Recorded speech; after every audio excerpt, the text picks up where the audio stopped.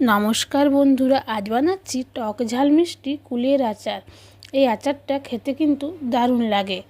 টক ঝাল মিষ্টি সবই থাকে এর মধ্যে। আর কুল দেখলে আমাদের কার না লোভ হয়। কুল ছিল একদমই কম পরিমাণে, আর সেগুলোকেও বেছে বেছে হয়েছিল এই দুটি পরিমাণ। আমি কুলগুলোকে ভালোভাবে ধুয়ে পরিষ্কার করে নেব, তারপর এগুলো দিয়ে আচার বানাবো। প্রথমে ফাটিয়ে দেখে নিয়েছি কুলগুলো যে এর মধ্যে পোকা আছে কি না। তারপর একটা শুকনো কড়াইয়ে শুকনো লঙ্কা জিরে ধনে ভালোভাবে ভেজে তুলে নেব।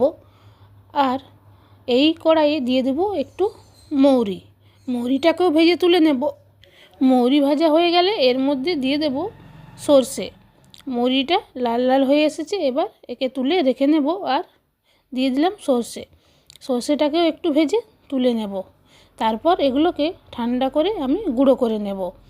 এবার এই কড়াইয়ে দিয়ে দিলাম সর্ষের তেল, শুকনো লঙ্কা আর একটু পরিমাণে পাঁচফোড়নের গন্ধ বেরোলে এর মধ্যে দিয়ে দেব আমি বেছে রাখা কুলগুলো দিয়ে খুব ভালোভাবে ভাজবো।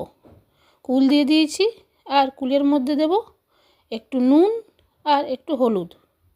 কুলগুলো ভাজা ভাজা হয়ে এলে তারপর এর মধ্যে দেব গুড়। হলুদ নুন দিয়ে দিলাম। এবার একটু ভাজবো, কুল থেকেও একটু জল বেরোবে। জলটা চলে গেলে এরপর এতে দিলাম গুড় আপনারা কুলের পরিমাণ অনুযায়ী দেবেন। আমার কাছে আজ কুল খুবই অল্প ছিল, তারপর সেগুলোকেও পরিষ্কার করে এই দুটি পরিমাণ দাঁড়িয়েছিল। এবার গুড় আর কুল খুব ভালোভাবে মিক্স করব, যতক্ষণ না গুড় গলে যায়। গুড় ভালোভাবে গলে তারপর এর মধ্যে দিয়ে দেব আমি ভাজা মশলাটা, যেটা ভেজে রেখেছিলাম, গুঁড়ো করে নিয়েছি। এবার এটাকে দিয়ে খুব ভালোভাবে মিক্স করব, আর সাথে সাথে গুড়টাও খুব ভালোভাবে গলে যাবে। আর গুড় ফুটে একদম আঠালো হয়ে এলে তারপরই এটা নামাবো। কিছুক্ষণ গুড়ের সাথে কুলগুলো ফুটবে। গুড়টা অনেকটাই গলে গেছে আস্তে আস্তে। এবার এর মধ্যে দেখুন ফুটতে আরম্ভ হয়েছে, বাবল আসছে।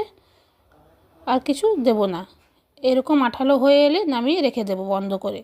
কিছুক্ষণ বন্ধ করে রাখার পর দেখুন কি সুন্দর কালারটা এসেছে, একদম খয়েরি কালার আর আঠালো। এটা খেতে কিন্তু দারুণ লাগে। একবার বানিয়ে কিন্তু দেখবেন এইভাবে কুলের আচার।